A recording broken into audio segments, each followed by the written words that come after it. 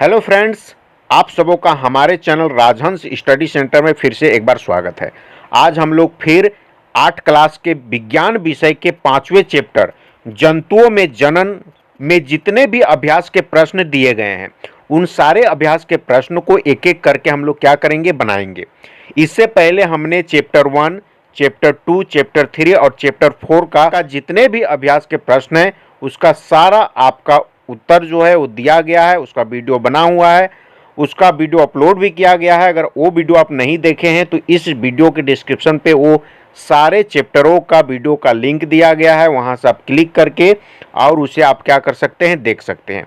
आज हम लोग बात करने वाले हैं चैप्टर 5 जंतुओं में जनन, और उसमें जितने भी अभ्यास के प्रश्न दिए गए हैं उसको हम लोग एक एक करके बेहतरीन तरीके से क्या करेंगे, बनाएंगे और समझेंगे। तो बिना देर किए चलिए चलते हैं और एक एक करके सारे प्रश्नों का उत्तर जो है वो समझते हैं।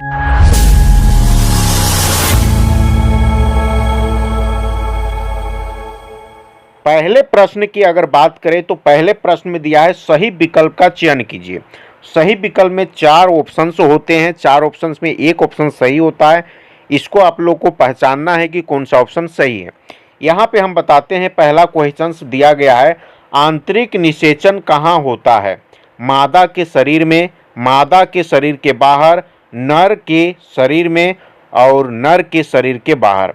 तो यहाँ पे देखिए आंतरिक निषेचन की बात कही गई है, तो यहाँ जो ऑप्शन होगा वो क होगा, क्योंकि आंतरिक निषेचन मादा के शरीर के अंदर होता है, इसलिए यहाँ पे ऑप्शन मादा के शरीर में होगा। तो ये इसका ऑप्शन ये हो गया। दूसरा क्वेश्चन की अगर हम लोग बात करें, हाइड्रा में जनन की विधि है। हाइड्रा में जनन की विधि किस प्रकार से है? बहुविभाजन, मुकुलन, खंडन, विभाजन। ये 4 ऑप्शन में किनसे जो है उनका जनन होता है? तो हाइड्रा की अगर बात करें, आपकी किताब में एकदम स्पष्ट तरीके से दिया गया है और वो हमारे ऑफलाइन क्लास में काफ़ी क्लियर तरीके से बच्चों को बताया गया है। तो इसका ऑप्शंस जो होंगे वो होंगे मुकुलन, क्योंकि हाइड्रा का जनन जो है वो मुकुलन के द्वारा होता है। तो इस प्रकार से दूसरा का जो ऑप्शंस होगा वो होगा मुकुलन। अब अगले क्वेश्चंस में हम लोग बढ़ते हैं, तीसरे नंबर के क्वेश्चंस में, और तीसरा नंबर में दिया है मादा युग्मनज तथा नर युग्मनज के संयोजन की विधि कहलाती है। दोनों की संयोजन की विधि क्या कहलाती है? युग्मनज कहलाती है, या निषेचन कहलाती है, या परागन कहलाती है, या इनमें कोई नहीं, इनमें से कोई नहीं। तो इसमें जो ऑप्शंस होंगे वो होंगे निषेचन, क्योंकि मादा युग्मनज और नर युग्मनज के संयोजन को हम लोग क्या कहते हैं? निषेचन कहते हैं, है ना।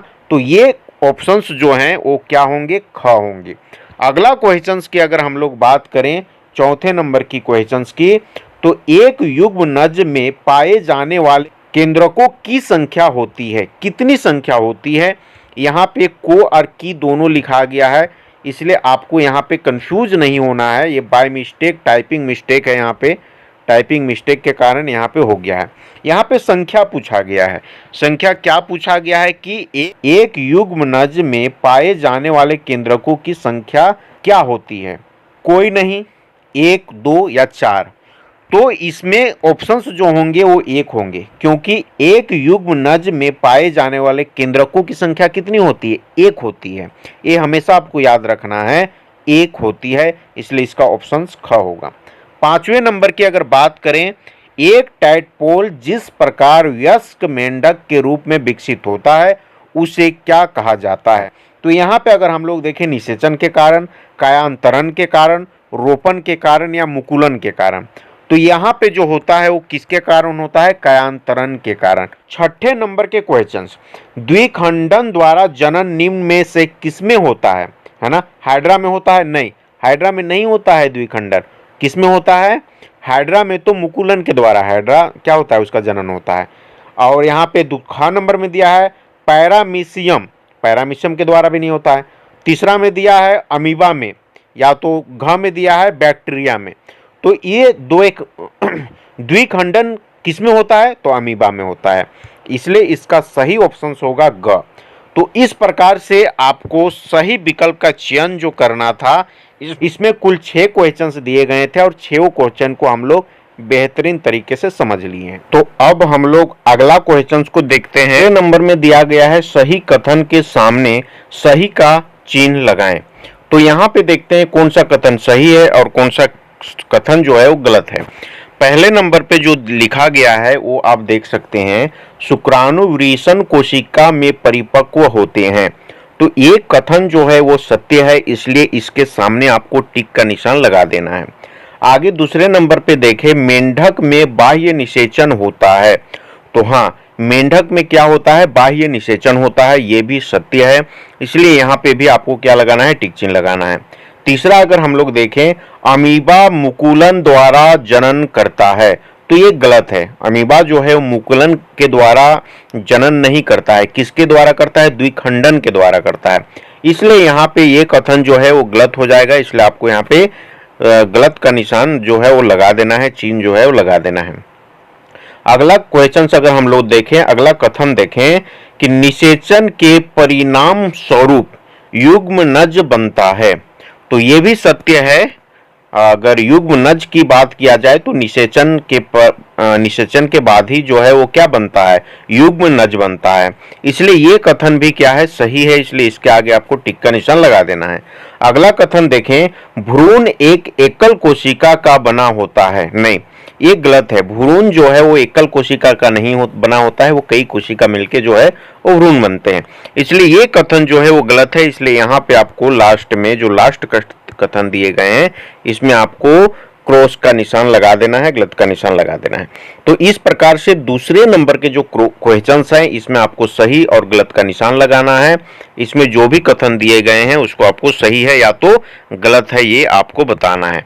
जो आप प्रॉपर तरीके से यहाँ पे देख पा रहे हैं कि आपके सामने सारे कथनों पे टिक का निशान या तो क्रॉस का निशान लगाया हुआ है, ये आप क्या करेंगे, लगा लेंगे। अगले क्वेश्चंस पे अगर हम लोग चलते हैं तीसरे नंबर के क्वेश्चंस पे, तो तीसरे नंबर पे जो क्वेश्चंस दिया है उसमें बोला गया है रिक्त स्थानों की पूर्ति कीजिए।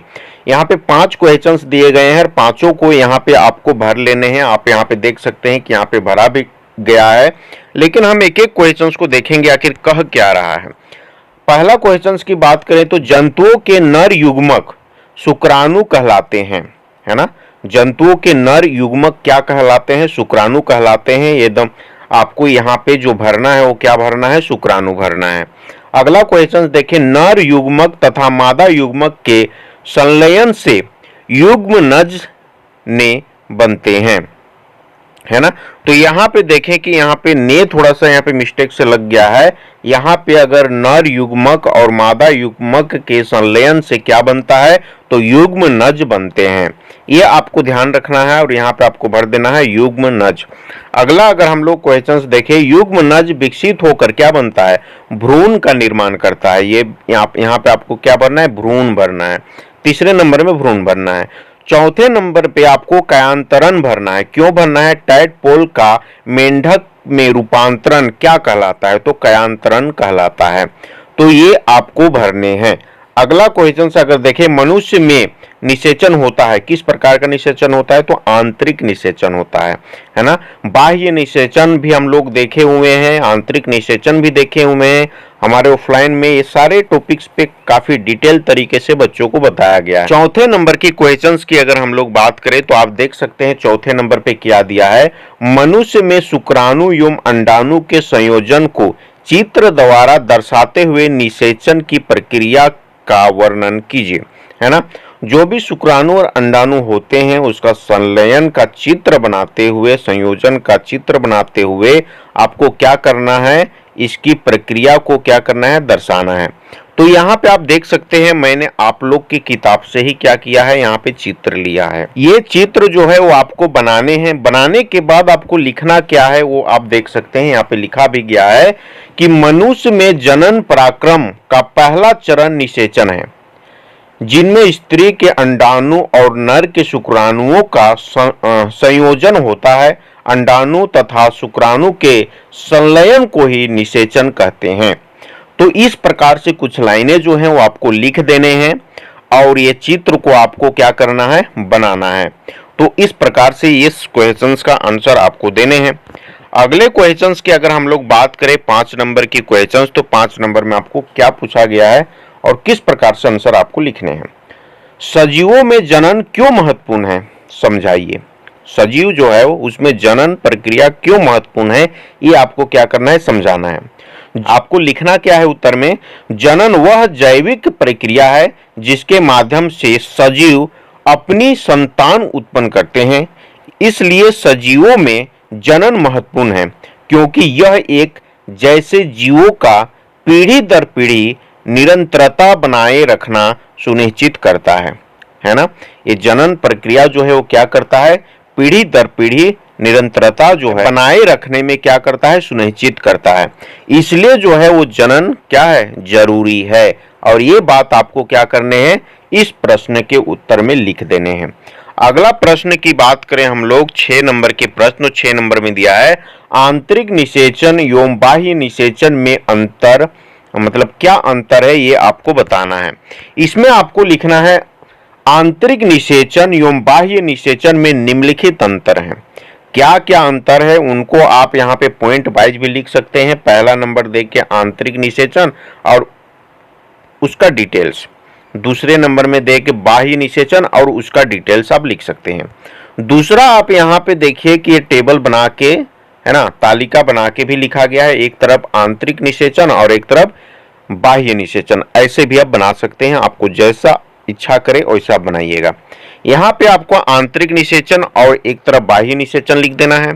आंतरिक निषेचन क्या होता है, अंडाणु और शुक्राणु का संलयन मादा के शरीर के अंदर होता है, उसको हम लोग क्या बोलते हैं, आंतरिक निषेचन बोलते हैं। और बाह्य निषेचन किसे बोला जाता है, अंडाणु और शुक्राणु का संलयन मादा के शरीर के बाहर होता है, जैसे जल में होता है ना। तो ये दो चीज के अंतर जो है वो आपको इस प्रकार से दे देने हैं। आंतरिक मतलब जो मादा के शरीर के अंदर होता है उसको हम लोग आंतरिक निषेचन कहते हैं, और जो मादा के शरीर के बाहर होता है उसे हम लोग क्या कहते हैं, बाह्य निषेचन कहते हैं। तो इस प्रकार से आपको यहाँ पे अंतर स्पष्ट करने हैं। अगला क्वेश्चंस की अगर हम लोग बात करें 7 नंबर की क्वेश्चंस, तो अलैंगिक जनन क्या है, इसका उत्तर भी आपको कुछ इस प्रकार से लिखने हैं। अलैंगिक जनन वह प्रक्रिया है जिसमें केवल एक ही जनक से बिना लैंगिक कोशिकाओं के प्रयोग के नई संतति उत्पन्न होते हैं, उसे ही अलैंगिक जनन कहते हैं। तो कुछ इस प्रकार से आपको अलैंगिक जनन के बारे में लिख देने हैं। आप चाहे तो एक दो उदाहरण भी यहाँ पे दे सकते हैं, जैसे में आप अमीबा दे सकते हैं, जैसे में आप हाइड्रा दे सकते हैं। ये सब का जनन जो होता है वो कैसे होता है, तो अलैंगिक जनन होते हैं। अगले क्वेश्चंस पे बढ़ते हैं हम लोग 8 नंबर के क्वेश्चंस पे, और 8 नंबर पे आप देख सकते हैं जो क्वेश्चंस दिए हैं, जंतुओं में अलैंगिक जनन की 2 विधियों का वर्णन कीजिए। तो इसका उत्तर देना है आपको, जंतुओं में अलैंगिक जनन की कई विधियां हैं, जिनमें से 2 विधियां निम्न हैं। अलैंगिक जनन की कई विधियां हैं, है ना, इसमें से आपको 2 देना है, तो यही बात को आपको लिखना है। 2 में हम लोग 2 जो लिए हैं वो है द्विभाजन और एक है मुकुलन। तो ये 2 में आपको लिखने हैं, और दोनों में क्या लिखना है, द्विभाजन और मुकुलन। अब यहाँ पे इसका वर्णन भी आप कर सकते हैं। क्या वर्णन करना है, इस विधि में एक कोशिकीय जीव 2 समान भागों में विभाजित होकर 2 नए जीव बनाता है, इसे क्या कहते हैं, द्विभाजन कहते हैं। जैसे अमीबा, पैरामीशियम, ये जो है अमीबा जो है, पैरामीशियम जो है, वो किसके द्वारा अपनी जनन प्रक्रिया करते हैं, तो द्विभाजन के द्वारा ये अपना जनन प्रक्रिया करते हैं। और द्विभाजन एक किस प्रकार का जनन प्रक्रिया है, तो अलैंगिक जनन प्रक्रिया है। तो आपको इस प्रकार से लिख देने हैं। मुकुलन की बात करें तो मुकुलन में आपको लिखना है, इस विधि में जनक जीव की शरीर की सतह पर एक छोटी सी कली बनती है, जो बाद में विकसित होकर नया स्वतंत्र जीव बन जाती है। जैसे हाइड्रा, ईस्ट, ऐसे जो हैं, ये लोग के शरीर में क्या बनता है, कली बनता है, वही डेवलप होता है और वो टूट के एक अलग जीव बन जाता है, मतलब अलग हो जाता है, और वो 2 में बढ़ जाते हैं। तो ऐसे जो जनन होते हैं उसको हम लोग क्या कहते हैं, मुकुलन के द्वारा होता है। और मुकुलन एक किस प्रकार का जनन प्रक्रिया है, अलैंगिक जनन प्रक्रिया है। तो इस प्रकार से आपको इसका क्या करना है, वर्णन करना है इस क्वेश्चंस का। यहाँ पे आपको विस्तार पूर्वक उत्तर जो है वो दिया गया है, आप इसे लिख सकते हैं। इसे भी आप देखिए द्विभाजन है, उसको भी आप पहले नंबर पे लिख के द्विभाजन और उसका वर्णन कर सकते हैं, और दूसरे नंबर पे मुकुलन लिख के और उसका क्या कर सकते हैं, वर्णन कर सकते हैं। आप ऐसे टेबल बना के भी इसका वर्णन कर सकते हैं, आपको जैसा इच्छा करे वैसे आप इसको बना सकते हैं। अगला अगर क्वेश्चंस हम लोग देखें 9 नंबर के क्वेश्चंस, तो 9 नंबर में क्या है, मादा के गर्भ से शिशु के विकास की प्रक्रिया का संक्षिप्त वर्णन करें, है ना। माँ की गर्भ जो होते हैं उससे शिशु का जो विकास होता है उसका संक्षिप्त में वर्णन करना है। संक्षिप्त मतलब छोटे, जितना छोटा हो सके उतना छोटा में आपको वर्णन यहाँ पे क्या करना है, कर देना है। यहाँ पे उत्तर आपको लिखना है, मादा के गर्भ में शिशु का विकास एक कर्मिक प्रक्रिया है जो निषेचन से शुरू होकर प्रसव तक चलती है। जैसे मैं आपको यहाँ पे थोड़े से इस प्रकार से भी दर्शाने हैं ताकि ये और एट्रैक्टिव लगे। क्या यहाँ पे आपको जैसे में दर्शाने हैं, निषेचन, और निषेचन के बाद क्या होता है, कोशिका विभाजन, और कोशिका विभाजन के बाद क्या होता है, गर्भाशय में आरोपण, और इसके बाद क्या होता है, भ्रूण का विकास, इसके बाद गर्भस्थ शिशु, उसके बाद प्रसव। तो इस प्रकार से 9 नंबर का आपको आंसर देना है। अगला क्वेश्चंस की अगर हम लोग बात करें 10 नंबर की क्वेश्चंस की, तो 2 जंतु हैं जिनमें पहले में बाह्य निषेचन होता है और दूसरे में आंतरिक निषेचन, साथ ही पहला अंडा देता है, दूसरा सीधे ही शिशु को जन्म देता है। अब उत्तर दीजिए। यहाँ पे आपको एक कथन दिए गए हैं जिसमें सारे बातों को बताया गया है और कुछ क्वेश्चंस दिए हैं इसके रिलेटेड, उसका आपको क्या करना है, उत्तर देना है। पहला में दिया है, पहले जंतु को किस प्रकार का जंतु कहा जाता है ना। तो पहला जंतु क्या है, पहला जंतु में बोला है बाह्य निषेचन होता है ना। और पहला जंतु क्या दे रहा है, अंडा दे रहा है। आप यहाँ पे देख सकते हैं पहला जंतु बाह्य निषेचन और पहला क्या कर रहा है, अंडा दे रहा है। तो जिसमें बाह्य निषेचन होते हैं, जो अंडा देते हैं, उसको हम लोग अंडप्रजक जंतु कहते हैं। ये आपके किताब में एकदम स्पष्ट तरीके से बताया गया है। तो आपको क्या लिखना है, अंडप्रजक जंतु। दूसरा क्वेश्चन, पहले जंतु के 2 उदाहरण दीजिए। तो पहले जंतु के 2 उदाहरण, और जो अंडा देते हैं वो कौन कौन से जंतु हैं, मुर्गी है, बत्तख हैं, और भी कई जंतु हैं जो अंडे देते हैं। उनमें से आप 2 कोई भी यहाँ पे लिख सकते हैं। मैंने यहाँ पे मुर्गी बत्तख लिखा है, आपको जो अच्छा लगे, इसके अलावा भी आप 2 दे सकते हैं। अगला क्वेश्चन, दूसरे जंतु को किस प्रकार का जंतु कहा जाएगा। तो दूसरा जंतु क्या है, आंतरिक निषेचन हो रहा है दूसरा में, और ये क्या कर रहा है, डायरेक्ट शिशु को जन्म दे रहा है। तो जो डायरेक्ट शिशु जन्म देते हैं जिसमें आंतरिक निषेचन होता है उसको हम लोग जरायुज जंतु कहते हैं, जो आपको यहाँ पे क्या करने हैं, लिख देने हैं।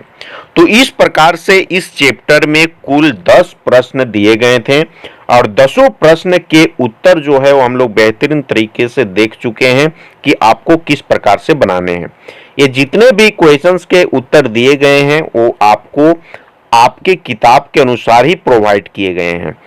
तो अगर आपको ये सारा अगर पीडीएफ चाहिए तो आप कमेंट सेक्शन पे क्या लिखेंगे, लिंक लिखेंगे और टॉपिक का नाम आपको लिखना होगा। आप वो लिख के अगर भेजेंगे, कमेंट्स करेंगे, तो आपको लिंक प्रोवाइड किया जाएगा और वहां से आप क्या कर सकते हैं, पीडीएफ डाउनलोड कर सकते हैं और इसको अपने स्टडी के लिए क्या कर सकते हैं, यूज कर सकते हैं। तो उम्मीद करता हूं कि आपको इस चैप्टर के जितने भी अभ्यास के प्रश्न हैं वो आपको सही तरीके से समझ आ गए होंगे। अगर कहीं पे आपको कुछ कंफ्यूजन होगा, नहीं समझ में आया होगा, तो आप कमेंट सेक्शन पे पूछ सकते हैं। आपको क्या किया जाएगा, गाइड किया जाएगा, समझाया जाएगा। तो इस वीडियो में इतना ही, फिर आपसे मुलाकात होगी एक अगले वीडियो में अगले चैप्टर के साथ। तब तक के लिए आपका बहुत बहुत धन्यवाद।